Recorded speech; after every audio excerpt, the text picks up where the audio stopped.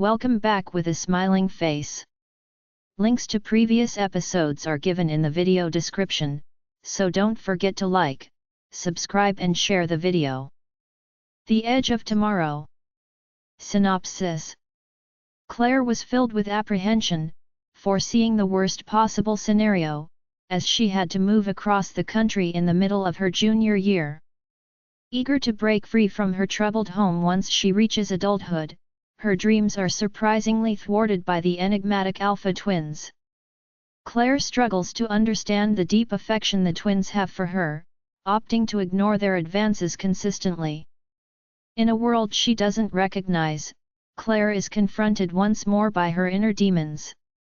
These challenges led her to ponder her authentic self and life's purpose. Will she run from the secrets of the past? Will she embrace her role and seize control of her destiny? Episode 1.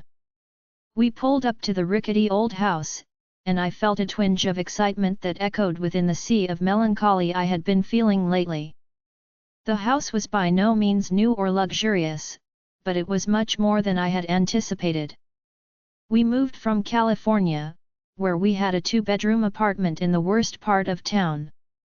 Walking to work each day had become a constant nightmare.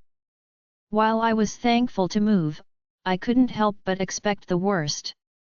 I've lived with my mother and her husband for 3 years now, and to say I hate it is an understatement. I was raised by my amazing grandmother for most of my life, but unfortunately, she died a few years back. The only other relative able to take me in was my mother. Melissa, she insists I call her. As though I'm just some child she found on the street.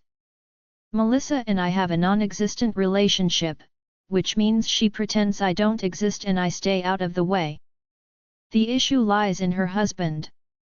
Frank likes to drink far too much. I keep my distance from Frank when he's been hitting the bottle too much. We just moved all the way to Georgia due to a job offer Melissa had gotten. Frank could hardly hold a job, so Melissa paid most of the bills. Typically, I worked part-time. I used my money to buy the necessities that Melissa refused to provide. The new house was much bigger than I had expected. It looked pretty old, sporting chipped white paint and a crooked porch jutting out from the front of the house. The only thing I was looking forward to regarding our cross-country move, was finally having my own bedroom. My bedroom in California consisted of me hanging a curtain to block off the unused dining room. Frank insisted he needed the second bedroom as an office. I climbed out of the car and stretched, slinging my backpack over my shoulder as I walked to the front porch. I could hear Melissa and Frank already begin to argue, but I had learned to successfully tune them out. The front porch creaked and groaned under my feet, but I didn't mind it. Frank only ever stepped outside to run to the liquor store, so I would have plenty of time to myself on the porch. Melissa opened the front door and stepped inside behind Frank. I wasted no time heading upstairs to my bedroom. The smallest room, Claire. Don't forget it. Melissa reminded me, not that I could forget. I went upstairs and looked around, instantly grateful I had a bathroom close to my bedroom. I felt a smile form on my face when I peeked in Melissa and Frank's room. They had their own bathroom connected to their bedroom, which meant Frank would leave me alone for a change. Frank always pushed his boundaries with me when he was drunk. He was smart, and never did it while Melissa was around. I had a constant air of caution when I was around Frank. He had gotten handsy a few times, but when he was drunk he was easy to escape. I walked into my bedroom and looked at the paint peeling from the walls. Once I managed to find myself a job, I could make this room a little more presentable. I had a small fund saved up since I was old enough to get a job. While I was a straight-A student, I needed a backup plan in case I didn't get a scholarship. Escaping this place the moment I turned 18 was constantly on my mind. I dropped my backpack on the floor and looked around. It was a small room, but it had a working door and 4 walls. A rickety queen-sized bed sat against the far wall along with a dusty oak dresser. I ran downstairs and grabbed my large suitcase from the trunk of Melissa's car, struggling under its weight. Melissa and Frank were still arguing, but that gave me plenty of time to wrestle my suitcase to the top of the stairs. Everything I needed fit comfortably in my suitcase. I didn't have many clothes, but I had grown used to that sad fact. I stuffed what clothes I owned in the dusty dresser, pulling out an outfit for school tomorrow. Melissa had wasted no time enrolling me at the local public school. Anything to get me out of the house and out of Frank's thinning hair. I stuffed my debit card in my back pocket and ran downstairs. Melissa had her back turned to me, bickering at Frank as he set up the small TV in the living room. "Where do you think you're going?" Melissa snapped, turning around to face me as I opened the front door. I resisted the urge to roll my eyes at her. She never cared where I went before. "I'm gonna go find something for dinner," I shrugged. I had stopped eating dinners with Melissa and Frank a long time ago. The court had made Melissa my legal guardian until I turned 18, so I refused to give her any of the money I worked for. Instead, I supported myself to the best of my ability.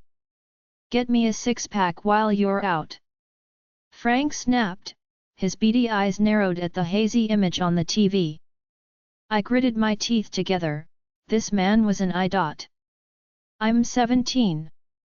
I turned on my heel and walked out the front door, ignoring Frank's mumbling.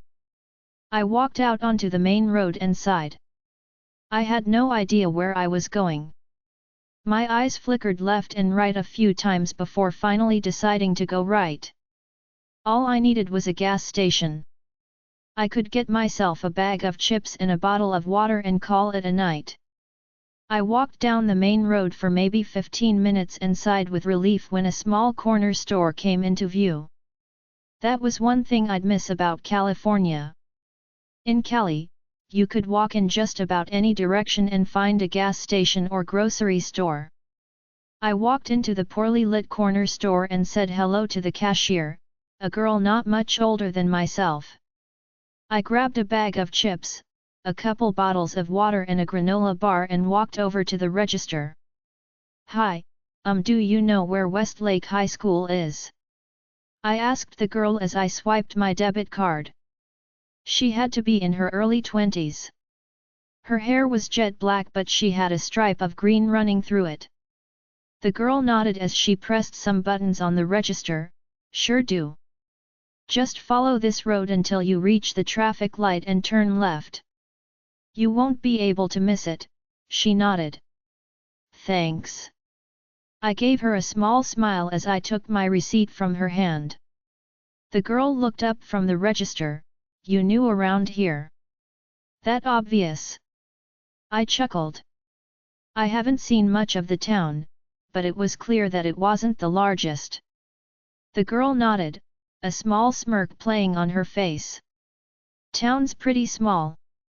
Most of the people in town have houses further out in the woods." She shrugged, as if it were nothing new. I furrowed my eyebrows. It just sounded strange. Why not just live in town? "I dunno. People around here seem to like their privacy." She shrugged. I left the corner store feeling confused and a little wary. The girl didn't give me much hope for school tomorrow. If this town really was small, there was no way I'd go unnoticed. This was the middle of my junior year.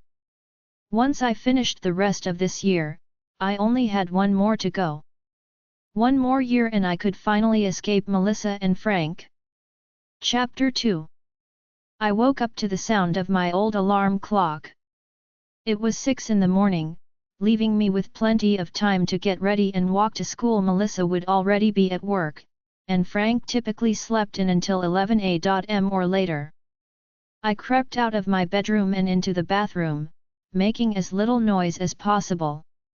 Frank was an absolute nightmare if you woke him up. I went into the bathroom and combed my long chocolate brown hair. Everyone on Melissa's side of the family had extremely light blonde hair, making me stand out even more. I also have this rare condition called heterochromia iridium, making my eyes two different colors. While my left eye was an incredibly light blue, my right eye was a deep chocolate brown. My grandma would rarely ever speak of my father, but when she did she would mention he also had the same condition. I had a feeling that was why Melissa didn't like me, my own mother. Something bad happened between her and my father, resulting in him leaving the two of us behind. Grandma would always receive a mysterious check every month, always written out for me. The minute I moved in with Melissa, she began receiving the checks too. The only difference was she used them for herself and Frank. I looked in the mirror and frowned. I constantly felt like a walking abnormality. While I had friends at my old school, there were always kids who bullied me for my condition. It took me a long time to accept that part of myself and find it beautiful. I slipped on a simple and inconspicuous outfit. A simple pair of skinny jeans, a white tank top and a black jacket. The point was to blend in. I grabbed the granola bar that I bought yesterday and left the house. I followed the girls' instructions and was happy the school wasn't too far of a walk away. My walk took up half of my time and by the time I made it to the school, the parking lot was nearly full. Students hopped out of their cars and headed to the front doors. Chattering and conversations filled the air around us. I merged into the crowd of students and tried to blend in. My first stop was the office, which I managed to find quite easily. A large sign hung from the ceiling pointing out the small office. "Well, hello, dear." A plump woman in a purple sweater smiled at me, her rounded glasses hanging low on her face. "Are you new here?" I nodded at her and gave her a small smile. "Claire." I had been given my father's last name as a child, and while Melissa insisted I change it to Frank's last name, I refused. "Beautiful name." The woman smiled, rifling through a bunch of papers. "Here you are, Ms. Claire." She smiled up at me. "Thank you." I smiled back at her and turned to leave the office. I was looking down at the class schedule she had given me, when I slammed into someone. I would have thought it was a brick wall if it weren't for the strong smell of cologne. My bottom hit the floor with a thud, and the hallway quickly became quiet. I looked up at the person I slammed into and my jaw dropped. Standing in front of me were two, very large and very angry twins. I had never seen two guys who looked the way they did, as if they belonged on the cover of a magazine instead of at a high school. The two of them had jet black hair, strong jawlines, and extremely dark eyes. They were both extremely muscular, but held that athletic slimness in their body. One of the twins had his hair shaved on the sides and back, but long on the top. The other twin had hair down to the top of his ears, but it had that messy look that other guys try and fail to achieve. Each one was drop-dead gorgeous in their own way. One of the twins had a tall blonde clinging to their arm, an incredulous sneer formed on her heart-shaped face. "What is wrong with her eyes?" The tall blonde sneered, looking down on me like I was a piece of trash. I hardly glanced at the blonde, my eyes kept flickering to the two godlike twins standing over me. They glanced at each other, as if they were having some silent conversation. I stifled the urge to roll my eyes, but my mouth replied without warning. "It's a condition, freak." The blonde spat. "Watch where you're going next time." With those last words, the severely attractive twins and the tall blonde walked away. The twins hadn't said a single word to me, and I wasn't sure if that was a good or a bad thing.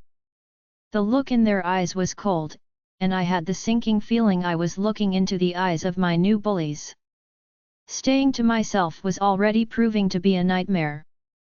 I picked myself off the floor and somehow managed to find my locker. I couldn't help but scan each hallway. Some small part of me wanted to see the twins again, to let my eyes roam them once more. After a stern conversation with myself on blending in and not drawing attention, I continued to avoid them at all costs. My first class had neither the gorgeous twins or the mean blonde girl. The teacher pointed me to a seat in the back and I plopped down next to a girl with large glasses and curly red hair. She gave me a small smile and told me her name. "I'm Tori." The curly redhead smiled at me, and I returned it with a small smile of my own. I cleared my throat and glanced around at the nosy students around us. "I'm Claire." "Whoa, awesome name." Tori nodded as she doodled on a piece of paper. I shrugged. My father picked it out. My dad wanted to name me Charlie. Tori gave me a look of horror and I giggled. "Your eyes look awesome by the way." "Thanks." I smiled. Getting compliments on my eye condition seemed to be rare. My childhood friend had the same thing, but only in one eye. Tori grinned back at me. I spent most of the class talking to Tori, and trying to subtly ask questions about the godlike twins I had quite literally ran into. "Oh, the twins." Tori blushed as she scowled down at her paper. "Cade and Alec. Which one is which?" I frowned. Their names seemed to fit their bad boy personas perfectly. Tori frowned. "I always get them mixed up, but I'm pretty sure the longer-haired one is Alec and the other one is Cade." "Oh, okay." I nodded. As much as I wanted to, I couldn't get the two of them out of my head. The way they looked at me was cold, and it made me feel strange. Yet I continued to think about them. "I wouldn't mess with them if I were you." Tori shook her head. "They sleep around, a lot." "Wasn't planning on it." I shook my head. I promised myself then and there that I wouldn't get involved with the twins. Not that they would ever go for someone like me. It seemed like they were into the glamorous model-type girls anyway. I was the complete opposite. I tend to stick to myself, and most often than not I was completely clumsy. Tori and I made plans together this weekend while we made small talk. She told me how she works at this restaurant in town and even offered to get me a job as a waitress. She told me she'd give me a ride after school tomorrow to interview at the restaurant. It's not fancy or anything, but it's the fanciest we have in this town. Tori shrugged. "You get decent tips though if you know how to be flirty." I chuckled. I have no idea how to be flirty. I was definitely worried about working as a waitress. My clumsiness seemed to increase the more nervous I became, and the last thing anyone wanted was a waitress spilling drinks all over them. "You'll learn. It comes with the job." Tori shrugged. I felt as though I were having a lucky day when I walked to my next class and saw Tori sitting in the back. We spent the next class continuing our conversation. "The people here really aren't all bad." Tori smiled. "You'll survive with no problem as long as you avoid Grace and her friends." "Grace?" I frowned. "The blonde girl who hangs around the twins." Tori replied, and finally I could fit the name to a face. Grace was the supermodel-looking girl that called me a freak. What a great start. I think I already blew that one. I frowned. Tori shuddered. "Just completely avoid the twins from now on. She's with Cade at the moment and she's super possessive." I was more than happy to take Tori's advice, but it seemed my luck had finally ran out. My next class held both of the twins. They sat by themselves at a large square table. My heart nearly fell out of my bottom when the teacher told me to sit at their table. As I was walking towards the back, my foot hit the leg of someone's table and I nearly fell to the ground. I managed to catch myself in time and ignore the snickers from other students. With my face burning and my stomach doing flips, I sank down at the twins' table. I avoided all eye contact with them until I could get my thundering heart under control. I could feel 2 sets of eyes burn into me and I let out a shaky sigh. I turned my head and met the gaze of both of the twins. The 2 of them were sitting across the table from me, their dark eyes boring into my own. Sitting this close to them was both a blessing and a curse. It was a blessing because I had a much better look at them. They were so much more intoxicating up close. Cade was the slightest bit more muscular than his brother, but their faces were nearly identical. Full eyebrows followed by long eyelashes and plump lips.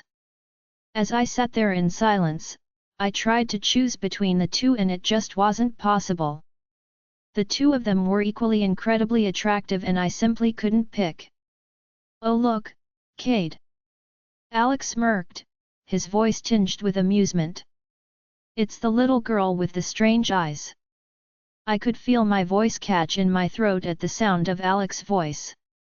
It was deep and rough around the edges. Cade's full lips turned up in a smirk, while his cold eyes roamed me. "This is the girl Grace was talking about. She's the one who didn't watch where she was going."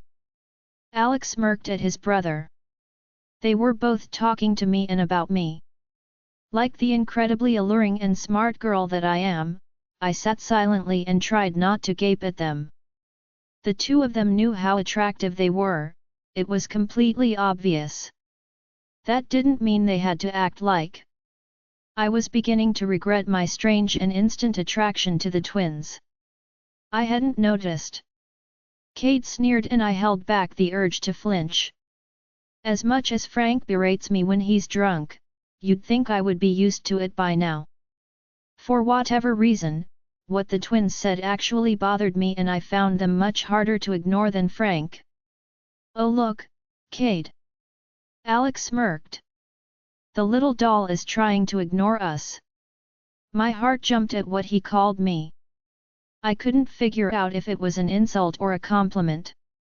The way they both looked at me scared me and enticed something deep within me. "Ignoring us will only make it worse for you, sweetheart." Cade stared into my own eyes, his dark ones felt hot on my skin. My heart continued to jump at the names they called me. I wasn't familiar with the game they were playing. Borderline bullying, yet calling these names made it sound like they liked me. I scolded myself for actually thinking they might like me. Why would I of all people draw the attention of 2 godlike twins? I continued to ignore the twins, and Cade was right. It was most certainly worse. The entire class they continued to make comments that pushed my buttons. I wasn't sure if they wanted a response from me or some kind of outburst, but I wasn't giving it to them.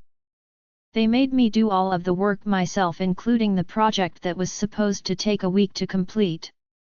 I wasn't sure which class was worse. The class I had with the twins or the next class, the one I had with Grace and her friends. My next class featured Alec, Tori, Grace, and the rest of her friends.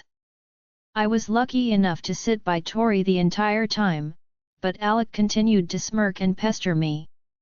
I could tell from one look, Grace absolutely loathed me and that wasn't going to change anytime soon.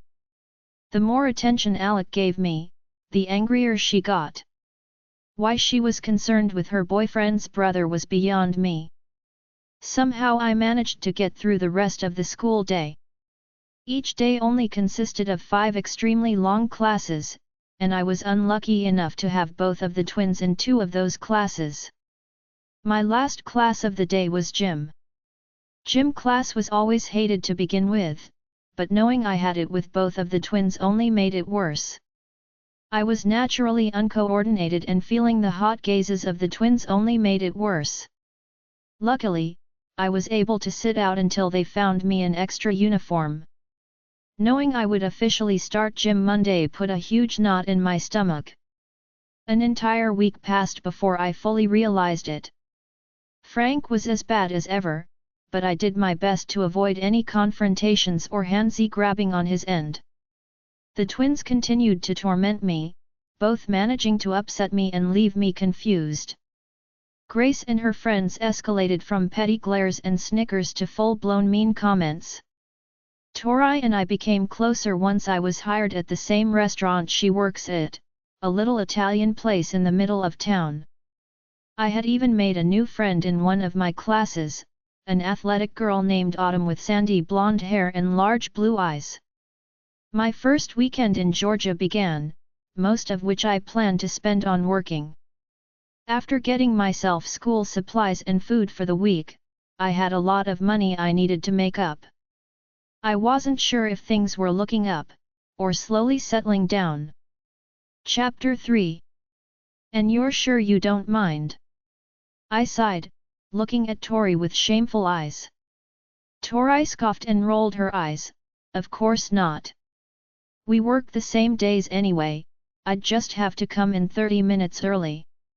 Tori shrugged. When Tori found out I planned to walk 30 minutes to and from work, she insisted to giving me a ride every day. I wasn't used to people wanting to help me, so the gesture made me feel like crap. Let me at least give you gas money every week. I frowned, fidgeting with the tight uniform we were forced to wear. While my Saturday was spent completing the project Alec and Cade refused to do, today was Sunday and my first day of work. The first half of the day was rather slow, but the people in this town seemed to tip well. I seemed to fare well, only spilling things on myself rather than everyone else. I was thankful the uniforms consisted of a black t-shirt with the restaurant's logo and a pair of tight black slacks. All of my spills were unnoticeable on the black shirt. My chocolate hair cascaded in waves down my back. Tori and I stepped back inside the restaurant, our 30-minute break had just ended. I peeked my head from the kitchen doors and looked out at the restaurant. It was around 5 p.m. and there were a lot more people coming in the front door. My shift ended in 2 hours and I was counting the minutes until I could fall right into bed. My heart nearly stopped when Cade and Alec came through the doors with Grace and another beautiful girl. I felt a strange sharp pain radiate through me at the sight of them with 2 girls, but I shoved that deep down. Now wasn't the time for my stupid conflicting feelings. They approached the hostess and I audibly groaned when she placed them in my section. Cade and Alec looked even more delectable outside of school. Cade wore a black sweater rolled up to his elbows, a pair of dark jeans, and some black boots. Alec wore nearly the same thing, but he had a leather jacket thrown on top. I caught myself gawking at them and scolded myself. The last thing I needed was to go all doe-eyed and play right into their game. I watched in confusion when Cade's eyes scanned the room, stopping when he noticed my head peeking out from the kitchen doors. A smirk formed on his perfectly chiseled face when he caught my eyes. "What's wrong?" Tori frowned, peeking out the door. I sighed, "Cade and Alec of course. I don't know what you did to get on their radar, but I feel for you." Tori shook her head with a sad chuckle. I grimaced down at my hands, "I didn't do anything. I ran into them one time by mistake and they decided to make my life hell. I'd tell you to go to the principal but they seem to have everyone wrapped around their fingers." Tori frowned at me. I sighed and quit complaining. They wanted a reaction and I refused to give them one. I wasn't interested in playing their games. All I needed was to hold out until I turned 18 next February and I would be out of this little town. "Do you want me to wait on them?" Tori asked. I shook my head, "Nah, they'll never let me live it down." I let out one more sigh and chuckled when Tori gave me 2 thumbs up and an encouraging smile. "Here we go," I mumbled to myself. I could feel all 4 of their eyes on me as I approached the table they sat at. I plastered a fake smile on my face and kept my eyes on the girls. I wanted to look at the twins as little as possible. Grace sat alongside Cade while Alec had a beautiful raven-haired girl on his side. "Hi, I'm Claire and I'll be your server today. I nearly grimaced as Grace shot me with a sneer. Can I get you anything to drink this evening? Claire. What kind of name is that? The raven-haired girl snickered, causing Grace to let out a nasal laugh. I kept my smile in place and stared at the two. I'll take water. Grace sighed, but I'm going to need something a lot stronger if I have to look at your freaky eyes for too long. I couldn't fathom what was so freaky about my condition. Was it really that weird to have two different colored eyes? Rare yes, freaky no. Having one brown eye and one blue eye made it nearly impossible to find a color that suited me perfectly. Inconvenient? Definitely. I couldn't help but glance at Cade and Alec, almost grimacing at the stupid smirks that were on their faces. The twins ordered sodas, while the girls ordered water. I practically ran from the table and helped two others in my section. Finally, I rushed to the back to grab them their drinks. Before I could run back out, I was stopped by Tori and one of the cooks, Kyle. How's it going with the twins? Tori asked, a frown playing on her lips as she glanced out into the seating area. I rolled my eyes, always pleasant when dealing with them. Who's always pleasant? Kyle appeared beside me and draped his arm over my shoulder. I felt myself stiffen.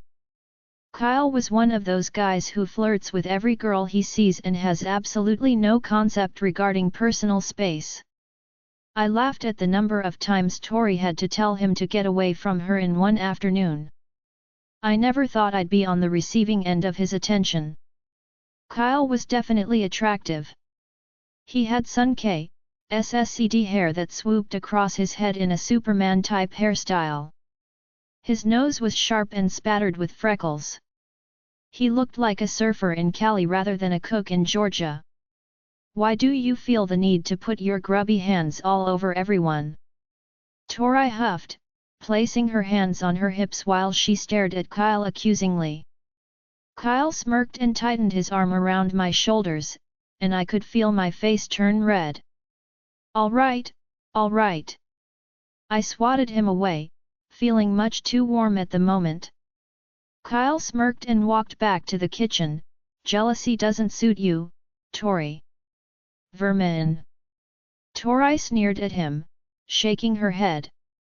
Her red bouncy curls jostled with the sudden motion and resembled a lit flame. I never had time to be interested in boys before. I was too young to notice them when I lived with Grandma, and when I moved in with Melissa I was too busy taking care of myself. Grace really has it out for you, hey? Tori shook her head. I pouted, seems like it. I grabbed their drinks while I still had the chance and tried to still my breath as I approached their table. I nearly cheered when I managed to make it all the way there without spilling anything. I set their drinks in front of them. As I went to set Cade's drink down, his hand flicked forward at the same exact second. The glass of soda tumbled over, spilling onto the table. My voice caught in my throat when a smirk formed on his full lips. His dark eyes twinkled mischievously as they burned into my face. I apologize for that. I kept my voice as polite as possible. I'll clean that right up and grab you another. I pursed my lips as I pulled out a rag and mopped the soda up. I couldn't help it when my eyes flickered across the table.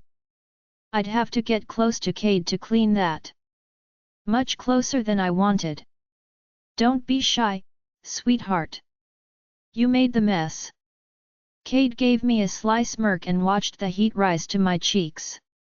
I could feel the butterflies swarming in my stomach, and my heart nearly pounding out of my chest as I leaned across the table. Cade's face was inches from my own and I could smell the husky cologne he was wearing. I had never smelled something so intoxicating before. It was earthy and husky with just a tiny bit of sweetness to it. It had me wondering what Alex smelled like. Why do you smell like cologne? Cade demanded in a low voice, causing my eyes to snap up to his own. Cade's eyes flickered over to Alec and both of them looked at me with the same demanding expression on their faces. Confusion and disbelief formed on my face as I processed what he was saying. I felt myself stammering for a response, unsure why I even wanted to give them one. "I don't see why that matters," I murmured, butchering almost half the words as their eyes gazed at me with a strange intensity. Eager to get away from the intense and borderline angry glares of Alec and Cade, I rushed back into the kitchen for a replacement drink. "You all right, Claire?" Kyle stopped me with a sandy eyebrow raised. I huffed, "Yeah, Kyle. I'm fine." I grabbed another drink and sped from the kitchen, desperately wanting to be anywhere else. I placed the drink down in front of Cade and felt relieved when it wasn't knocked over. "Is everyone ready to order?"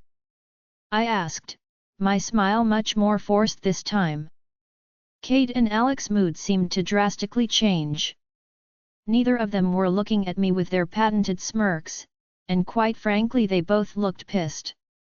I could hear Grace's nasal laugh from across the dining room, as well as the glares from the twins thrown in my direction. The rest of my shift went as expected. Grace had at least 60 things wrong with her salad that needed replacing, while Cade and Alec directed little insults my way. I grinned through each insult and bit my cheek, pretending I hadn't heard a thing. I let out an audible sigh of relief when the four of them got up to leave. I ran back to their table and grabbed the check before retreating to the back to clock out for the day. My eyes widened as I looked down at the check. Those twins were definitely playing some kind of game, and for whatever reason I was their target. Their bill had been almost $70 and they left me a $60 tip. They had to have been rich or somehow managed to find good-paying jobs. Judging from their incredible looks and their demeanor, I'd guess they were rich. The tip wasn't the most concerning part of the check. What concerned me more, and sent butterflies and nausea rushing through me, was the little note at the bottom of the receipt. "See you soon, doll." A.N.K. Chapter 4. I clocked out of work after making quite a bit of money from tips alone. It would definitely help replenish some of the money I had spent on clothes and necessities. While I was happy to be free from work, going home was another situation entirely. When Tori dropped me off, Melissa was still at work for another hour. That left me alone with Frank. I knew he was completely shit-faced the second I walked through the front door. He sat in the recliner watching some fuzzy football match on the TV. His face contorted in anger and I sighed. "Where the FVCK have you been?" He spat, struggling to lift himself off the recliner. I tried not to roll my eyes, knowing it only pissed him off more. "Working, Frank?" I repeated myself for the 100th time.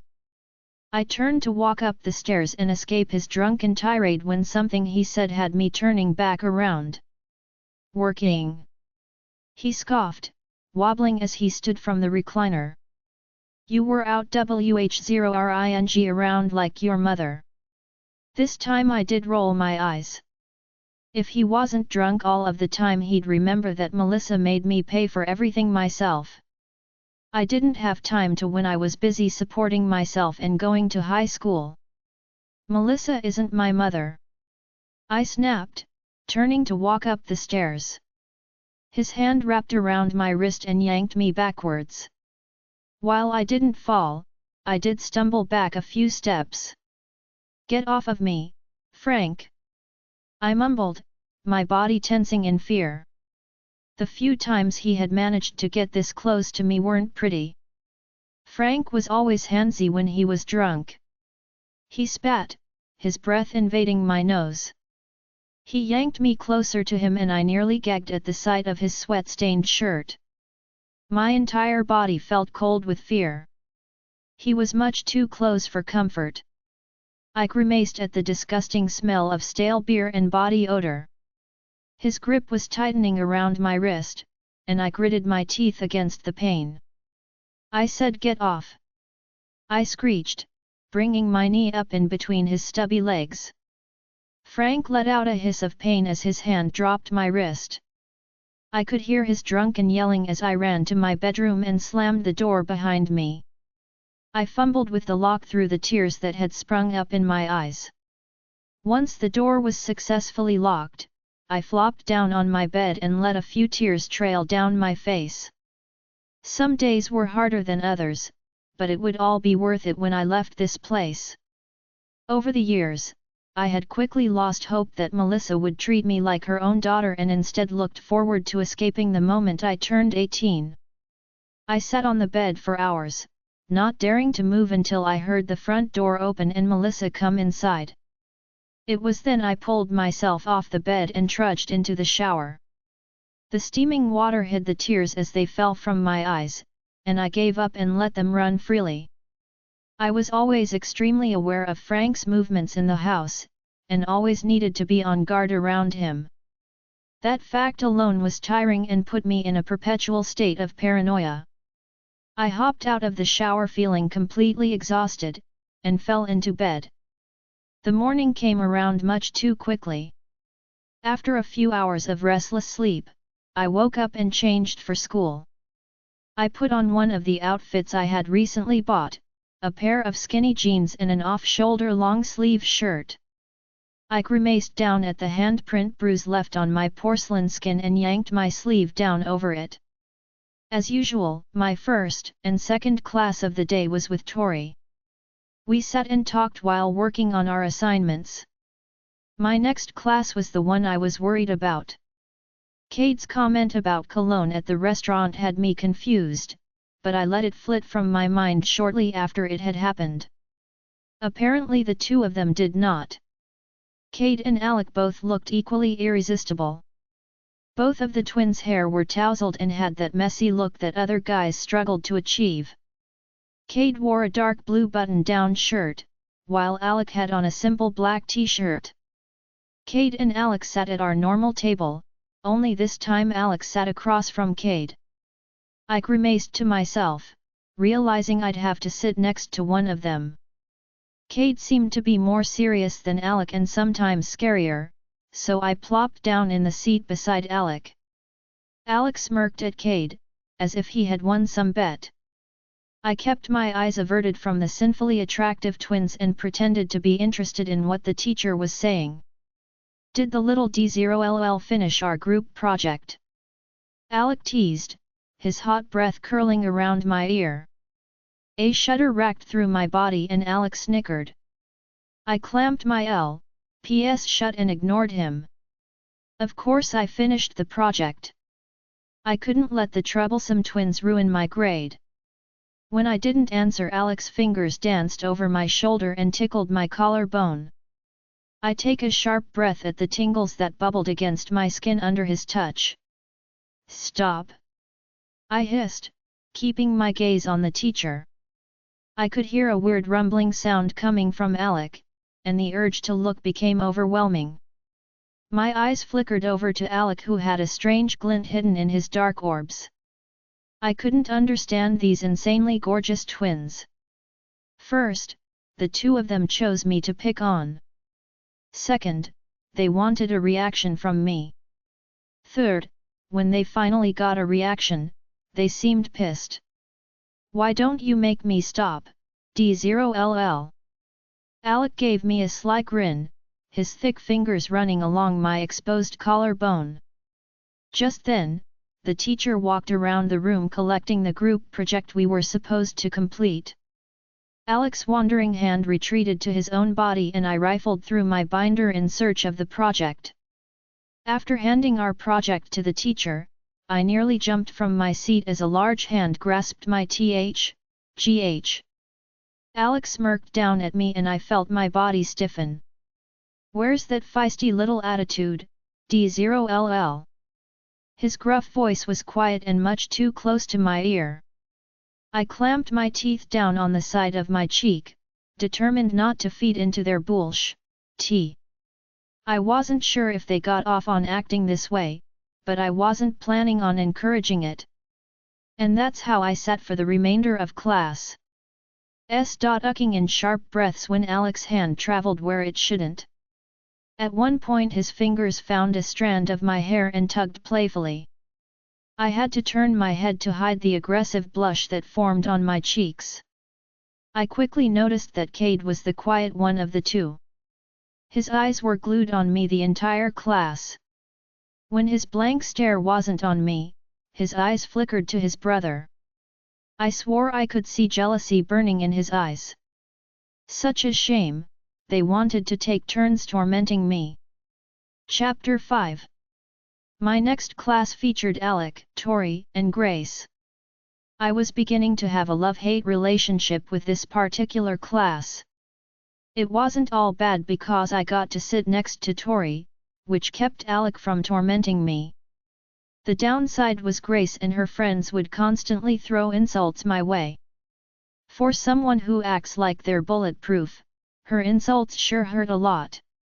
I had been dreading gym class all day. We were split between volleyball and basketball for the next month or so. Sports have always been challenging for me. And as funny as it sounds, the ball always seemed attracted to my face. I chose the option that didn't include Alec or Cade, which was volleyball. Much to my dismay, Grace happened to choose volleyball as well. My options weren't looking too great. Pick basketball and suffer the intruding touches of the twins, or volleyball and suffer mean comments from Grace. I'd choose mean comments any day. While the medium-sized gym shirt fit me comfortably, they only had a size small in the shorts. I was naturally slim, but my hips flared out along with a full bottom. The shorts constantly rid up my thighs, and in my opinion, looked as though they were going to tear at any moment. Thankfully, those weird mesh material gym shorts were made from was typically strong. I somehow managed to survive 15 minutes of dodging the volleyball when something had to happen. Grace had served the ball and someone on the other team had hit it back. The ball was heading straight for my face, and I braced myself for the impact. Instead of getting hit in the face, I was abruptly knocked to the ground. My head bounced against the linoleum floor with a sickening crack. A dazed whimper escaped my lips as my teeth clicked together. "Shit, Claire. You okay?" Autumn's familiar voice spoke from over me. She had her hand out and I gratefully took it as she pulled me to my feet. The earth wobbled a little and I knew I was going to have a killer headache tomorrow, but I'd survive. "What happened?" I groaned, my fingers grazing the side of my head for any traces of blood. I turned my attention to Autumn's gaze and looked into the smug eyes of Grace. She was snickering with another one of the girls, and when she caught me looking, she gave me a taunting wave. "Grace happened." I gritted my teeth, answering my own question. I noticed the rest of the class had stopped playing basketball, and decided to gawk at what just happened. My eyes scanned the other kids until they landed on Alec and Cade. My heart nearly dropped as I took in their sweaty physiques and tousled hair. What made my blood run cold was the murderous glares they were throwing in my direction. "Autumn, take Claire to the nurse." The gym teacher snapped, "Everyone else get back to playing." A couple whistle blows later and it was as if nothing had happened. Autumn walked me to the nurse's office where we both sat waiting. "I'll be back in a jiffy, honey." "Some poor kid threw up in science class." The nurse shuddered and zipped from the room. "At least you're not the only one having a bad day." Autumn's comment was phrased as a question and she let out a little giggle. "Fair point." I chuckled dryly, the side of my head beginning to throb. At least everyone else saw her knock me to the ground. It's not like anything will happen to her. Autumn grimaced, her lips pressed tightly together. I frowned, why not? Everyone saw her knock me down, since when is that okay? Since she's Grace, a favorite toy to Cade. Autumn laughed humorlessly. I shook my head, what is up with these people? How can they not get in trouble? Their parents like to own the town or something. Autumn shrugged, genuinely looking confused. No one wants to get on their bad side, especially the twins. That needs to change. I muttered, you don't have to sit here with me, you know. Any excuse to miss out on gym is fine with me. Autumn chuckled, how's your head feeling? Like I need a new one. I shook my head. Hopefully, the nurse would give me some Advil.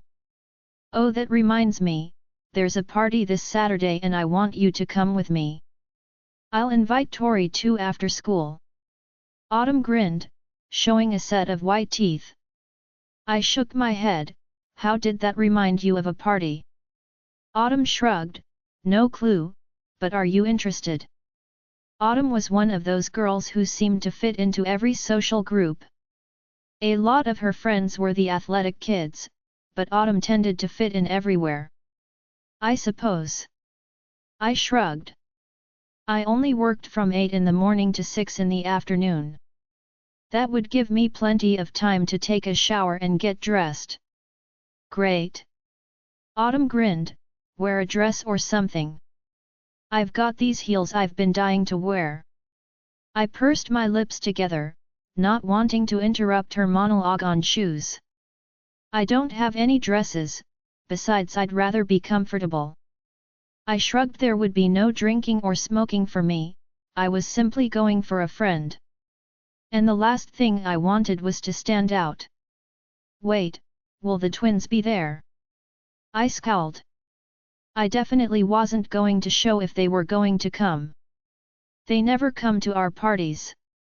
Autumn scoffed, they must think theirs are better or something. Who even throws parties out in the middle of the woods? Weirdos. I raised my eyebrow, that is weird and slightly murderish. Autumn was forced to go back to class once the nurse returned. She brought a rather green-looking kid into the room and shooed him towards the bathroom.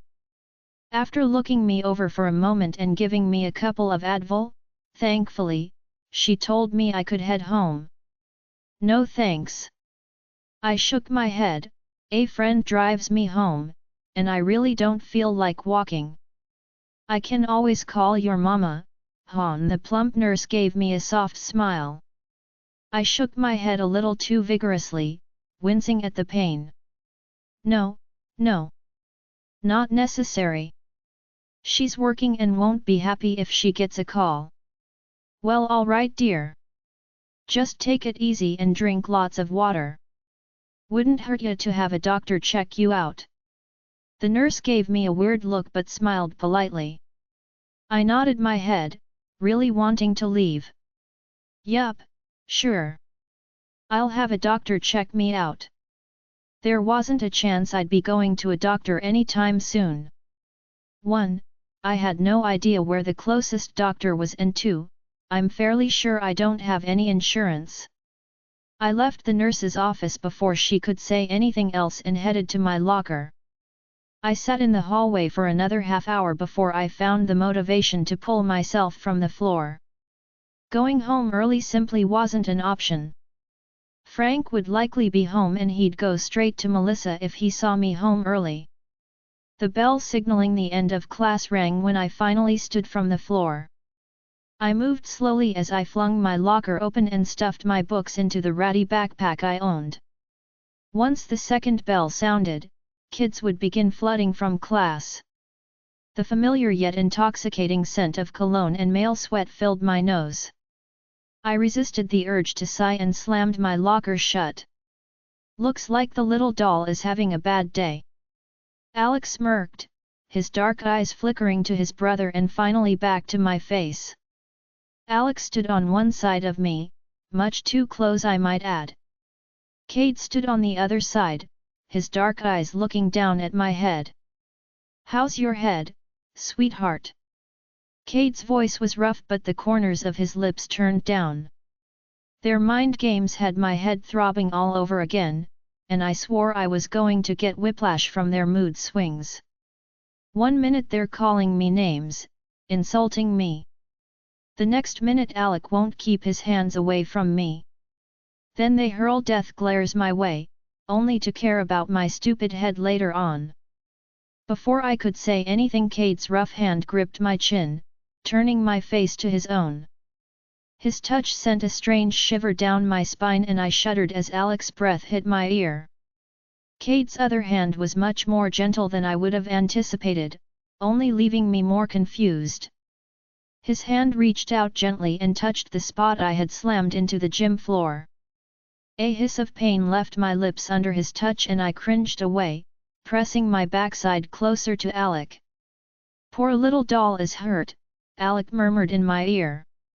"You know what that means, Cade. We'll make you feel better, sweetheart." Cade's voice was a rough murmur as his fingers held tight on my chin. My heart was hammering in my chest and the urge to run was ever so present in my mind. I was at war with myself. On one hand, I wanted to run, and on the other, I was basking in their gentle touch, in the attention they were giving to me. A yelp of surprise left my lips as Alec's hands grasped my waist. His fingers teased the end of my shirt, grazing the soft skin beneath it. "Stop," I muttered, using my hands to push him away. My hands were swatted away effortlessly as Cade tilted my head to the side.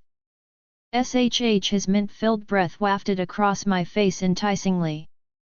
Cade tilted my head to the side with ease and I visibly jumped as a pair of soft lips collided with my neck. "What are you doing?" I yelped as his lips moved down my neck. To say it felt good would be an understatement. Some hidden part of me wanted to stay in this empty hallway with the two of them forever, no longer plagued with life outside of our little bubble. A life where they'd go back to tormenting me at first chance. "Making you feel better, doll," Alec murmured in my ear, his fingers tracing patterns on my bare stomach. Cade was skilled with his mouth. He left little pecks and nibbles down my neck and shoulder, making me gasp in both pain and pleasure. "Claire." Tori's familiar voice echoed down the hall, along with her pattering footsteps. The clock on the far wall showed 2:12 in the afternoon, 2 minutes past the second bell. Faster than I would mentally handle, Cade and Alec retracted themselves from me. "Until next time, sweetheart," Cade murmured in my ear, the light stubble on his face tickling my cheek. I visibly shivered from his rough voice. My eyes were plastered on the smirk his full lips formed. I wanted to kiss the two of them, but I also wanted to shove them both away and run. What kind of mind games were they playing? I was beginning to think we should have stayed in California. The two of them turned and left me alone in the hall. Tori came into view only a second later, a strange look gracing her face. Well, the twins were right about one thing. My headache was a fading memory. Chapter 6. The car ride was awkward and silent as Tori flashed me suspicious glances. "You were awful red when I found you in the hall." Tori raised her eyebrow at me. I wanted to tell her the truth, but I knew nothing would come of it. If these twins were really as untouchable as everyone claimed, what good would it come?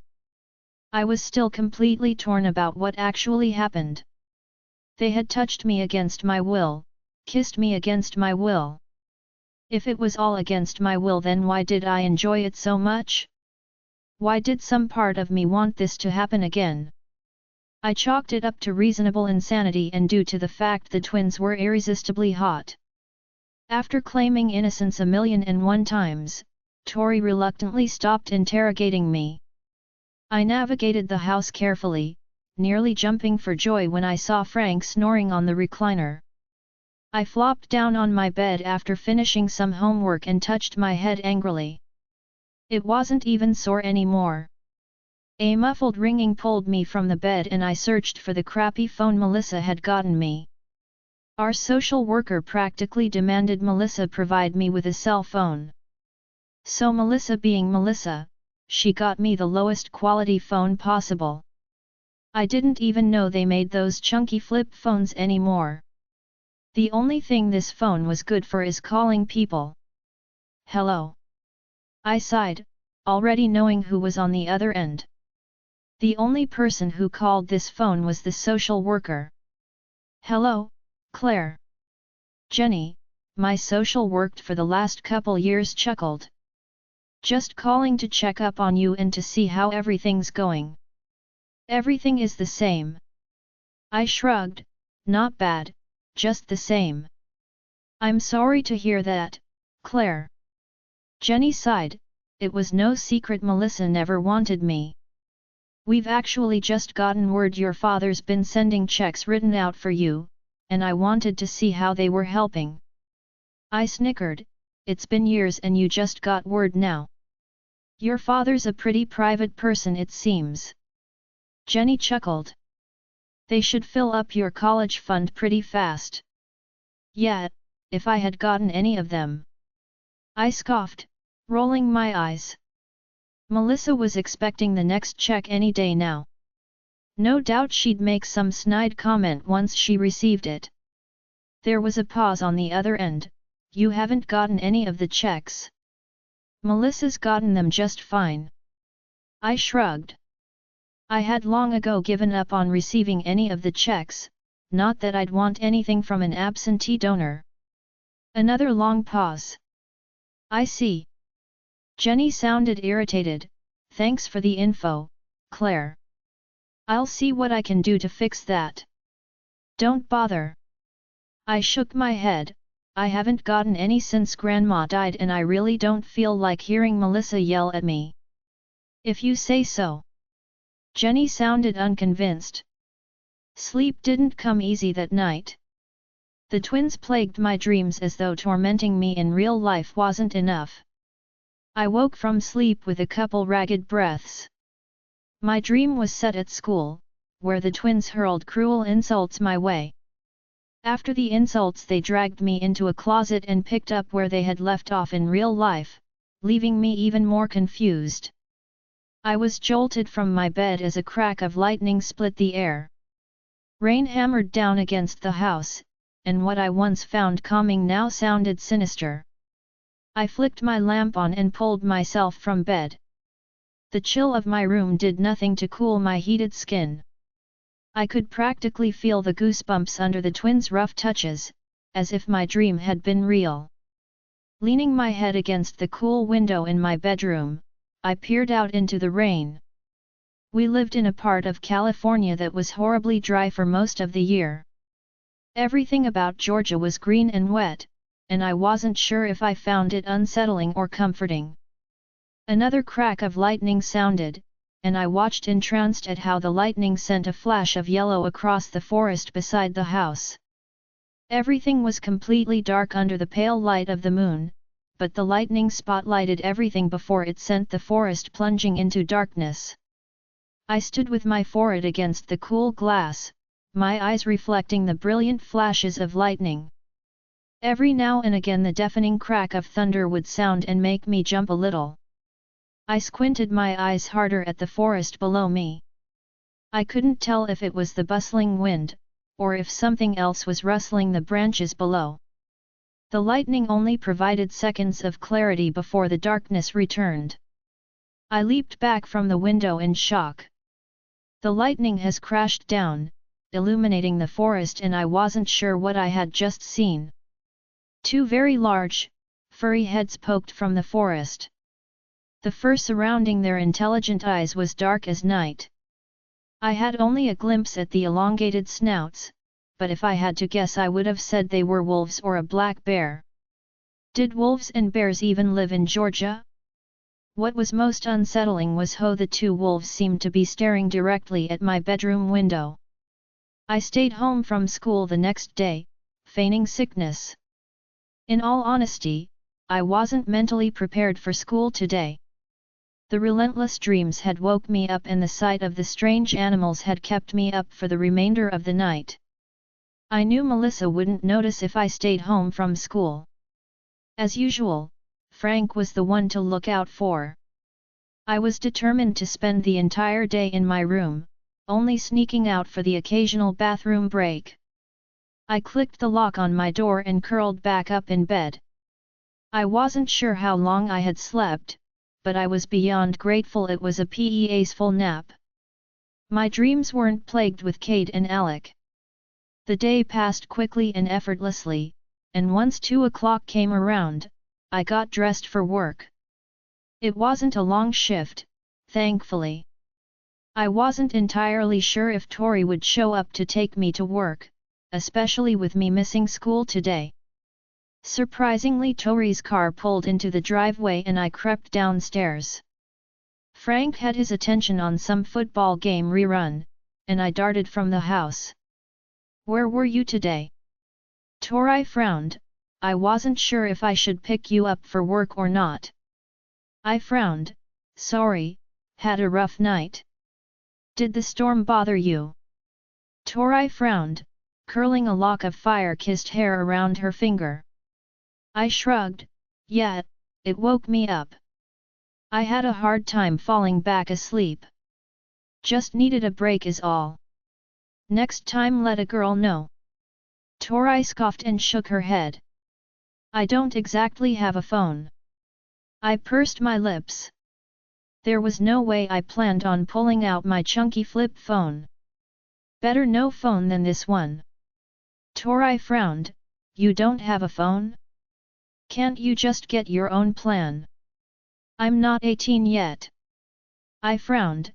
"Besides, I need to replenish my savings." Tori seemed perplexed, and it had never occurred to me that she might be one of the many wealthier families in town. "Why do you need to replenish it?" Tori frowned. I chuckled at her confusion. "I've already spent too much money on food, school supplies, and clothes." Isn't that stuff your parents should help with?" Tori grimaced, confirming my assumption about her. I sighed. "It's a long story, but I take care of myself." "That doesn't sound very nice." Tori shook her head. "Not everyone is." I shrugged, hopping out of her car. Thankfully, Tori dropped the topic of conversation and started a new one. Complaining about Kyle was one of her favorite things to do. At one point I almost thought she had some strange crush on him. Tori reluctantly confessed she had dated Kyle 2 years ago, and learned the hard way when he left her for another girl. The first half of my shift went on perfectly. Around the 4-hour mark the first managed to run into another waitress and splatter Alfredo sauce all over my dark shirt. The manager working at the time gave me another to change into, but unfortunately it was short-sleeved. The bruise I had received days ago was already healing, but now it was an ugly yellow color. I slipped the short-sleeve, black t-shirt on in the bathroom, tying my apron around my waist. As I left the bathroom I slammed into something hard. That something emitted a familiar intoxicating smell and I stumbled as I tried to stay on my feet. A pair of warm and rough hands held my shoulders, steadying me. Alec's stern face looked down on me, his full eyebrow moved as I had ran into him for the second time. "Well, if it isn't the little doll." Alec smirked down at me, his hands falling to his sides. His unruly and tousled hair hung on his head, a strand falling down to just reach his eyes. He looked like the typical bad boy you'd see in all of the movies, a type of guy I had never been interested in. Until now. "Sorry." I cleared my throat and tried to keep my voice even. Alec and Kate held some unseen power that made me act like a blundering idiot whenever I was around them. "You weren't in school today," Alec pointed out, a serious look on his handsome face. Anger and irritation flashed inside of me. Alec and his brother tormented me and now he wanted to act concerned? It was clear that the approach I was taking held no effect on their behavior. They wanted me to have a reaction? Fine. Maybe that would bore them and end their strange fixation on me. "I don't see how that's any of your business." I growled at him, glaring into his dark eyes. I was sure I seemed like a defensive kitten in comparison to Alec's large build, but I didn't care. Everything was beginning to weigh on me, and I wasn't sure how long it would be until my sanity had left me completely. I stepped around Alec and hastily made my way to the kitchens, not daring to search the room for Cade's intense gaze. I was in the kitchen for a total of 6 minutes when the waitress I had ran into stormed over to me. "What's so special about you?" the waitress snapped. I stared at her dumbfounded. Sure, I had ran into her by accident, but I apologized for that. She looked me up and down with a sour look on her face. Her hazel eyes pierced my skin with their judgmental gaze. "What?" I scoffed, reacting much too slowly for her liking. The waitress crossed her arms over her chest. "You must think you're so great, hey? I literally have no idea what you're talking about." I snapped back at her, grateful when I saw Tori rushing up to us. "Whoa, what Cameron?" Tori barked at the caramel-haired waitress. "What's going on?" "I have no clue." I shrugged, trying not to shrink under Cameron's glare. This is the second time the twins have come in here asking for her specifically. Cameron snapped, as if she's special or something. My mouth ran dry as she said that, and my heart hammered unhappily. "By all means, be their waitress." I forced the words out of my mouth. A look of surprise followed by suspicion crossed over Cameron's face. "I've already tried." "They want you." For a split second I contemplated quitting my job altogether, but that wouldn't solve anything. Was I really going to let 2 guys force me from my job? From school? Not a chance. I left the kitchen with a grumble, my stomach doing flips and my heart racing. I took a moment to collect myself. "Hello, sweetheart." Cade smirked as I walked up to their table. Alec sat on the other side, an identical smirk on his face. I gritted my teeth together. "What can I get you to drink?" The two of them ordered sodas and I stormed away before they could say any more. It took me only a minute, as we weren't very busy today. It was always much easier having tables of 3 or less. I hated using those huge trays to carry drinks on. One little misstep and all your drinks would go tumbling over. It was much easier to keep food balanced. Most of my accidents involved drinks. I set both of their drinks in front of them when Cade's rough hand reached out and snatched my arm. "What is this?" Chapter 7. What is this? Cade snarled, his rough hand wrapped around my wrist. I leaned over the table uncomfortably while Cade and Alec glowered at the fading yellow bruise that stained my pale skin. "It's a bruise," I snapped, trying to yank my arm away from the two of them. Cade's eyes hardened at my defiance and a yelp escaped my lips as Cade roughly pulled me onto his lap. "What are you doing?" I hissed, feeling my face flush under the glances of the other customers. "I'm at work." "I'm at work?" Was that really the best I could come up with? I pushed my embarrassing comment to the side, knowing it would keep me up at night. "Our family owns this place, no one cares, doll." Alec's full LPS turned up in a smirk, but his eyes remained hard. "Get off of me, Cade," I hissed, trying to squirm out of his iron-clad grip. "You might want to stop doing that, sweetheart." Cade chuckled lowly in my heart. A deep rumble emerged from his mouth as I felt something stir against my bottom. I was positive my face was lit up like a Christmas tree right now.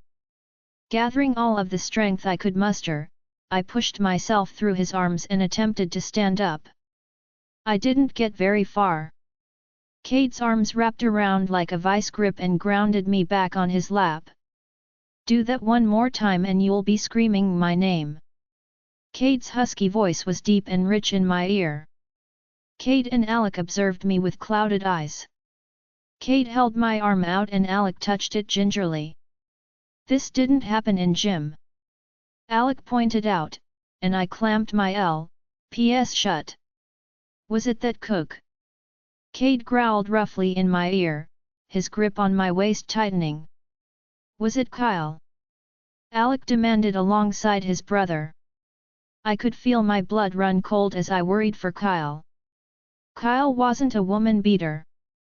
No, I sputtered, looking at the two of them incredulously. Kyle had nothing to do with this. What happened to your arm, sweetheart? Cade used his rough hand to turn my face towards the two of them. I grimaced at the both of them, my impatience reaching an all-time high.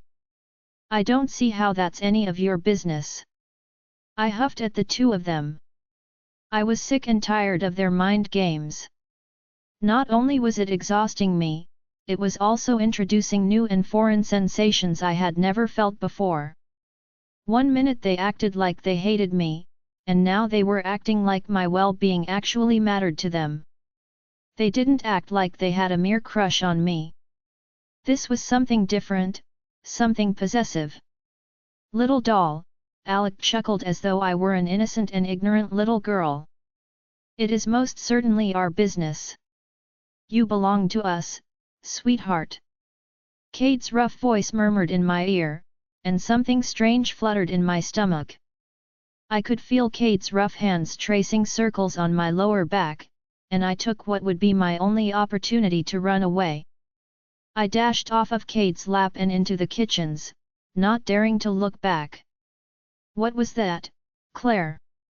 Tori's jaw was dropped as she clutched a stack of plates in her hand. I shook my head profusely, I have no idea. My body was quite literally at war with itself. A strange sensation was tingling between my legs, begging me to run back to the twins. For some insane reason, I felt safe and secure with them. While they overwhelmed me, I didn't believe they would ever cause me harm. They pushed my boundaries and made me feel some unexplainable things. On the other hand, they were two guys who quite literally barged into my life and tried to claim me as if I were some object. They didn't treat me like a normal girl whom they happened to have a crush on. What confused me the most was how willing they were to share me. What kind of twins, brothers even, would agree to sharing a girl? And why did I feel the same strange connection with both of the twins? You look sick. Tori pointed out, setting the dishes aside. I nodded my head, definitely sick. Let me talk to the manager. I'll drive you home. Tori gave me a sympathetic smile and ran off. She was back only a few seconds later, my jacket in her hands. Let's go. Tori nodded, we can go out the back doors. Relief flushed through me and I gave Tori a weak smile, thank you. We slipped into her car and Tori took off without a second thought. You wanna tell me what that was? Tori raised her eyebrow at me. Something glinted in the back of her eyes, something like awareness. I have no idea. I floundered for the words to say, the twins just won't leave me alone. One minute I think they hate me, and the next they act like they have a weird crush on me or something. Tori pursed her L.P.S., as if she wanted to say more. Well, how do you feel about them? I don't know. I shook my head, rubbing my temples against the impending headache I was bound to have. They make me feel strange. Strange? Tori noted with a nod, strange is better than nothing. You support this? I looked at her wide-eyed. Tori sighed, they're really not bad once you get to know them. I used to be friends with them when I was a kid.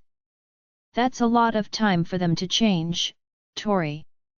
I huffed, shaking my head. Tori frowned, she definitely wanted to say more. Look, I know they can press your boundaries but they're not bad people. Tori shrugged, dropping the topic for the time being. I appreciate the advice. I nodded, but I think I need to figure this out on my own. Tori dropped me off at home and left after giving me a sympathetic smile. I trudged into the house, ready for a nice hot shower when Melissa stomped up to me. "What did you do?" Melissa spat at me, her blonde hair flying wildly behind her. I clamped my lips shut and looked at her blankly. "I have no idea." "What did I do this time, Melissa?" She grimaced at the use of her name, not that I noticed. "I just got a phone call." "Your check isn't coming," Melissa spat, slamming her phone down on the counter. Despite my best judgment, I let out a dry chuckle. "It's about time. You've been getting them for years. They're not even for you. Your pathetic father ditched me and I got stuck with you." Melissa spat, "I deserve the money more than you ever will." I shrugged, "If you say so. That won't change anything." I turned and retreated up to my bedroom, hearing Melissa screaming in the background. I took quite a while in the shower, simply staring at the fading bruise on my arm and contemplating my non-existent relationship with Melissa. I suppose the social worker managed to reach my donor after all. Life is full of surprises.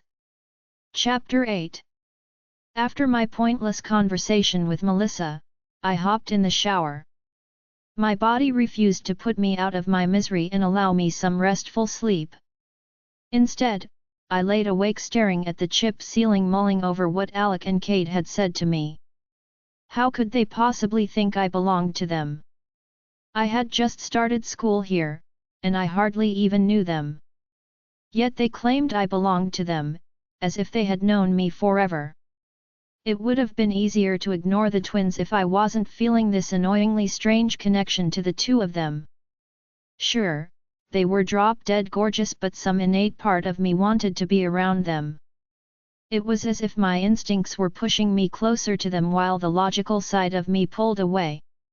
Nonetheless, my body seemed to react on its own under the twins' touches as if it wanted to be claimed by them. I had no choice but to go to school the next day. Melissa had a day off and the last thing I wanted was to be stuck inside with her and Frank. Their arguing would torment me enough. I pulled myself from the bed with a tired groan.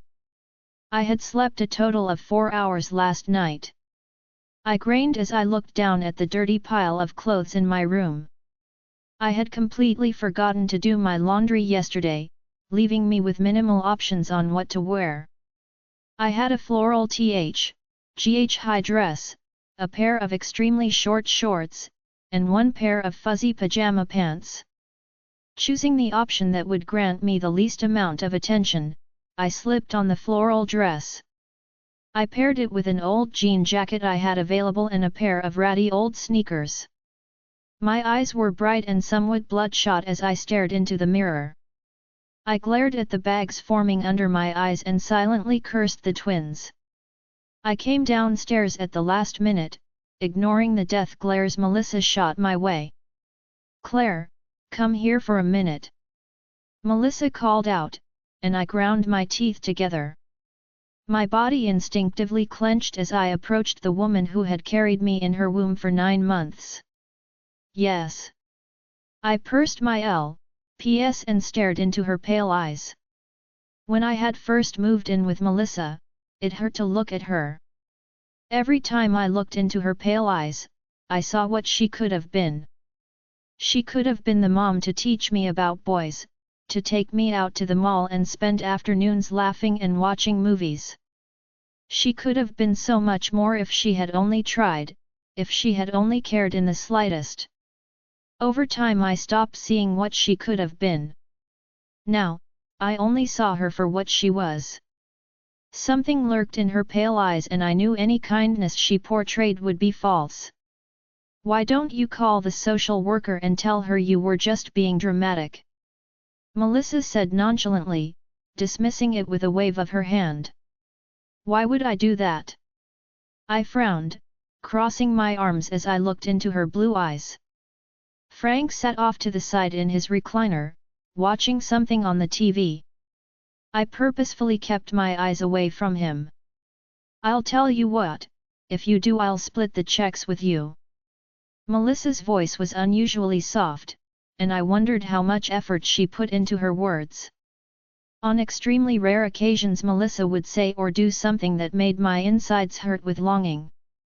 The softness in her voice caused a sharp pain to radiate through my chest, wishing she wasn't putting on a cheap facade. "Think of how much that could help for college," Melissa pointed out, and my chest continued aching. I had no idea she even knew of my plans for college. I certainly had never told her, and she never asked. I clenched my teeth and fought against the pain. "Let me think about it." "Of course." Melissa nodded, turning back to her task in the kitchen. I turned my back and headed for the front door. "Have a good day at school." Her words sliced through me like a knife, and I was sure she knew the impact they had on me. My heart ached the entire way to Tori's car, and for once I desperately wanted to walk to school. Tears formed in the back of my eyes, making my head and throat ache.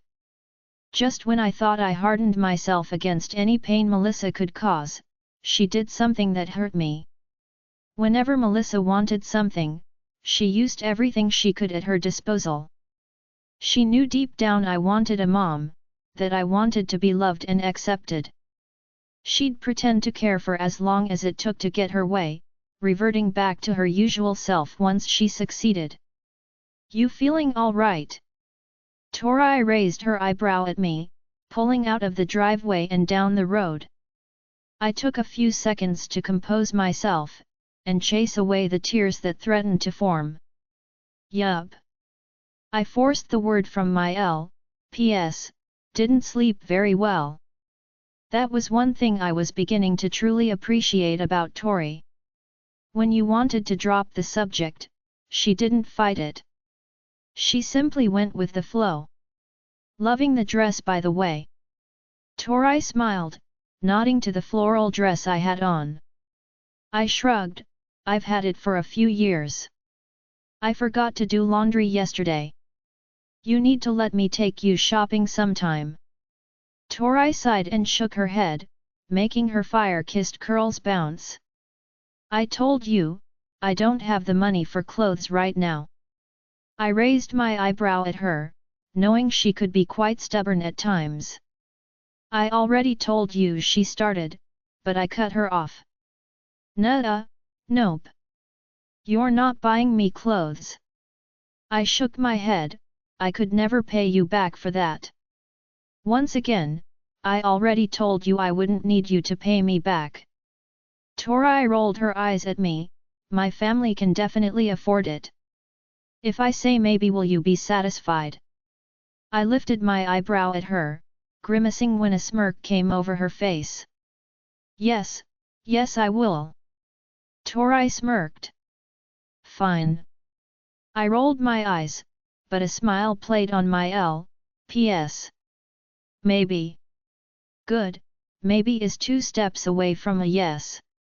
Tori grinned. "And 1 step away from a no." I snickered at her. The first 2 classes went perfectly. I somehow managed to maintain an A average, and turned my homework in on time. School never came hard for me, it was everything else that gave me a hard time. My 3rd class was just another speed bump in my normal day. Kate and Alec once again sat on opposite sides of the table, leaving me to choose between who I was sitting next to. The 2 of them looked gorgeous as they stared me down. I could feel my face heat uncomfortably as their dark eyes trailed my exposed legs. I should have just worn the fuzzy pajama pants to school. Cade leaned against his chair, his short hair tousled to perfection while the t-shirt he wore showed off his defined arms. Alec's hair was intoxicatingly messy, and the leather jacket he wore made him look like some kind of bad boy biker. If I was being honest, I didn't really have to choose who to sit next to. Cade was more stoic and serious than his brother, while Alec seemed to be more playful at times. Instead of choosing, I just picked randomly. Either way I would be tormented. I plopped down next to Kate and made sure the hem of my dress was tucked under my bottom. Looks like the little doll chose you this time. Alex smirked at his brother, his eyes flickering dangerously as he looked me over. Cade leaned farther back in his chair and draped his arm over the back of my own. There were a few wary glances from some of the other students, but no one said anything. I let out a long sigh, setting my books on the desk and opening them to today's assignment. Something wrong, sweetheart? Cade's rough voice was low in my ear, making me jump unexpectedly. Just wondering if I can ever catch a break. I stared pointedly at Alec and Cade. I nearly wanted to laugh at the innocent looks that fell on their chiseled faces. Even with my discomfort around them, I was becoming bolder with my reactions. They continued pushing my boundaries, and in return I began pushing back. Why would you want a break, sweetheart? Cade murmured in my ear, a smirk on his face. Especially when we're having so much fun, little doll. Alec's devious smirk matched his brother's. I raised my eyebrow at the two of them, ignoring the feeling of blood rushing to my face. The only ones having fun are you two. I grimaced at the two of them, turning my attention to the teacher's enthusiastic lecture on the 19th century. Are you not having fun? Cade's voice sounded amused, shooting goosebumps down my exposed legs. Isn't it obvious?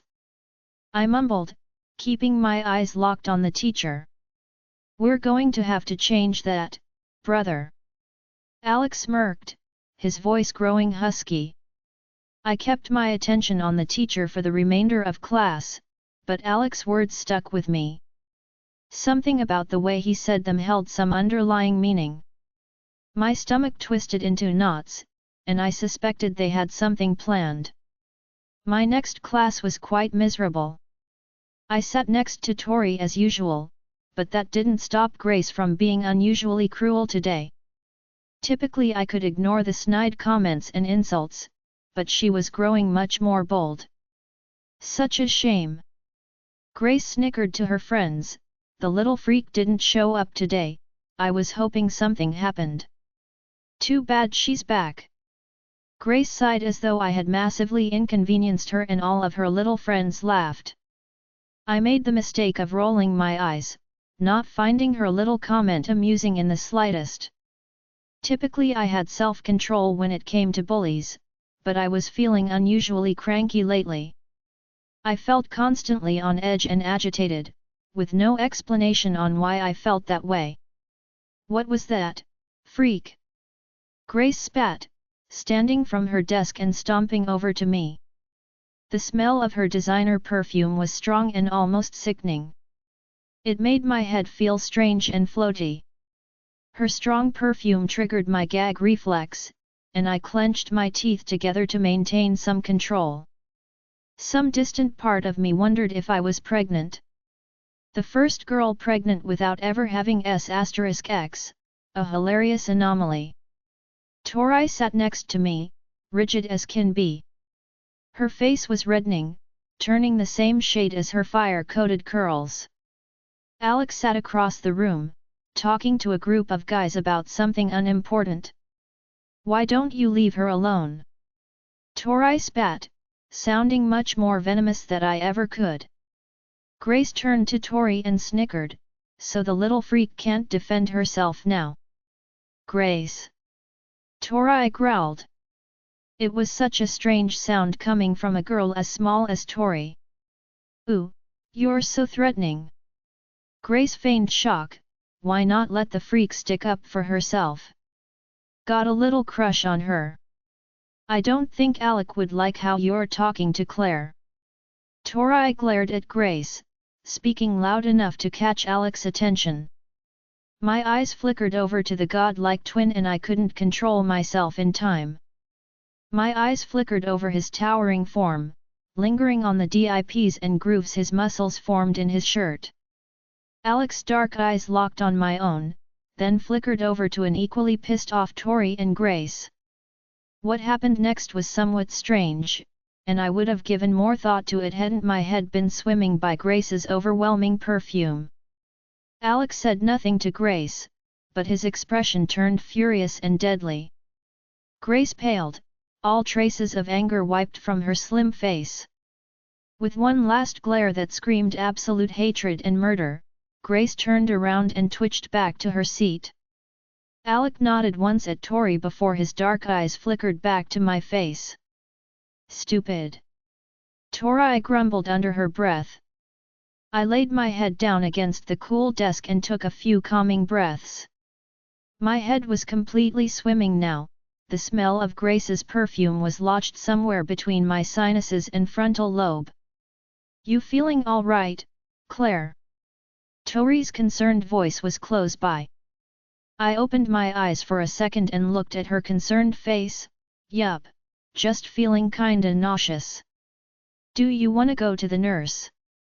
Tori frowned, her eyes flickering somewhere across the room. No, I sighed, lifting my head from the desk slowly. It'll pass. Honestly, Grace's perfume is just really strong. If you say so. Tori looked at me strangely, I could hardly smell it. Maybe there's something wrong with my nose. I shrugged. Tori stood from the desk and walked over to the window, cracking it open wide and letting a gust of fresh air invade the classroom. You're amazing. I sighed, leaning my face against my hand. Tori snickered, UFL, rooting with me, Claire. I just might be. I chuckled alongside her. Chapter 9. The gym class was last, and I was completely dreading it. The volleyball and basketball lesson was still going at full force. Luckily, I was placed on Autumn's team. Just stay close to me, and when the ball comes run the other way. Autumn chuckled, slamming her locker shut as we walked out into the gym. I appreciate that. I nodded gratefully. And keep away from Grace, not that I think she'll be a problem anymore. Autumn shrugged. My brows furrowed in response. What do you mean? You didn't hear. Autumn smirked, her eyes flickering over to Alec and Cade. The two of them were in the middle of playing basketball, outrunning the other guys on the team with ease. No. I stared at Autumn impatiently. Apparently Alec flipped out on Grace. Autumn shrugged, and she went to Cade all upset. I ignored the strange pang that went through me. It felt oddly similar to jealousy. What was there to be jealous of? I didn't own them, and I wasn't dating either one of the twins. Some small, hidden part of me mumbled incoherently. If they say that I'm theirs, that means they're also mine. And I don't share. I ignored the small part of me burning with possessive jealousy, wondering where she came from. I'm guessing Cade was mad at Alec. I shrugged, unable to keep my eyes from glancing their way. That's the thing, Cade wasn't mad at Alec. Autumn shrugged, he was mad at Grace. Another weird pang of emotion ran through me, and I felt somewhat smug. Grace was finally getting what was coming to her. Now that I thought about it, I hadn't seen Grace hanging around Cade and Alec for the past few days. What even caused all of this? I grimaced. No one knows. Autumn shrugged, but Grace has been pouting all day. Autumn was definitely right, Grace hadn't caused a single issue the entire class. Halfway through the class Autumn had gotten distracted. We were in the middle of a volleyball game and I stood in the center of the court. Autumn stood next to me, but as soon as the ball was served the coach called her name. Be right back. She shouted back at me, running towards the coach. Everything seemed to happen quickly, and I questioned how bad my luck truly was. One girl served the ball, and another one hit it back to my side. The ball was flying down towards my face. The rest of the girls on my team reacted much too slow, staring at me with mixtures of sympathy and shock. I couldn't really explain what happened next. It was like a freak shot of adrenaline into my system, and I felt myself jumping towards the ball instead of dodging it. I vaguely remembered the instructions the coach gave the class on how to hit a volleyball. Instead of feeling the sharp impact against my face, I felt it against my hand and wrist. I had actually managed to hit the volleyball. The rest of the girls on my team didn't find it impressive, but I was reeling. I had always been horrible at sports, never managing to land a single hit in any game I played. This was the first time I managed to land a successful hit, even if it was a one-off. Great hit! Autumn grinned at me proudly, and I couldn't help but grin back. I can't believe I did that. I chuckled. I couldn't either. Autumn laughed. I definitely thought you were gonna get hit in the face for a second there. Oh, I did too. I laughed alongside her. We finished up gym early and headed to the locker rooms to change. Autumn and I said our goodbyes, and she reminded me about the party on Saturday. I headed down the empty hallway to my locker and flung it open. Out of newfound habit, my eyes flickered around me searching for any sign of the twins. I decided to grab my stuff from the locker and head over to Tori's, knowing she would be out of class in 20 minutes. Halfway through my walk, someone grabbed me around the waist and yanked me into an empty classroom. My scream was muffled by a large hand placed over my mouth. "Relax, doll." A familiar voice chuckled, "No need to freak out." I whipped around with an incredulous glare on my face. Alex stood 2 feet away, his patented smirk etched onto his face. Cade was a little farther away, sitting against the teacher's desk. "What?" I gasped, my hammering heart was practically audible. "So ferocious?" Alex smirked, his chest rumbling with laughter. I could feel my face flush and turn red just as the intense nervousness kicked in. Alec had dragged me into an empty classroom. I was alone with Alec and Cade. My body reacted accordingly and sent excitement flooding through my veins, while the rational side of me told me to get out. I decided to listen to the rational side. I turned for the door and grimaced as Alec blocked my path. "What are you afraid of, doll?" Alec's dark eyes smoldered as they looked down on me. My heart jumped as an audible click was heard. Alec had skillfully locked the door, trapping me with the two of them. "You know what I'm afraid of?" I pinched my lips together, wondering if I should run towards the door or one of the windows. Alec walked forward, and I took a few steps back. I was forced to stop when my back hit into something hard. Alec continued approaching me, leaving me squished between the intoxicating twins. Cade's large hands rested on my hips, igniting more foreign feelings within me. "You can't possibly think we would hurt you, sweetheart." Cade murmured down in my ear, "You belong to us." Cade's rough words made that small part of me roar to life, a wave of desire pulsing through me. "I belong to no one." I forced the words from my lips, putting my frustration and anger into them. What was supposed to sound firm and hostile, felt weak and flimsy. "Then why aren't you putting up a fight?" Alec murmured as he leaned down, his face only inches from my own. His rough hand lifted my chin, turning my head to face his own. Alec's smirk deepened and I realized he had said something to me. I had been holding my breath this entire time, my eyes locked on Alec's plush lips.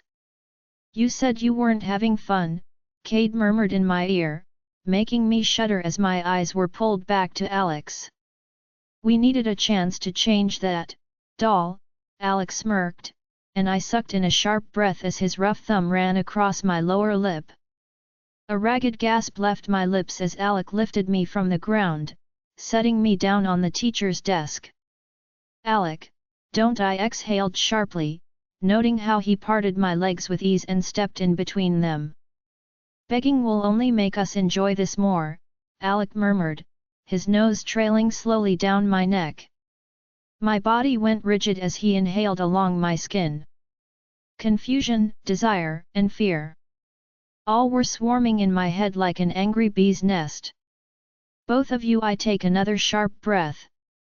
A type of pressure I had never felt before. Those perfect little lips say stop, but your body is saying something else entirely. Cade murmured roughly in my ear, turning my head so my face was inches from his own. Join our Facebook and WhatsApp group for more updates, link is given in description. Rest audiobook will be continued in next episode.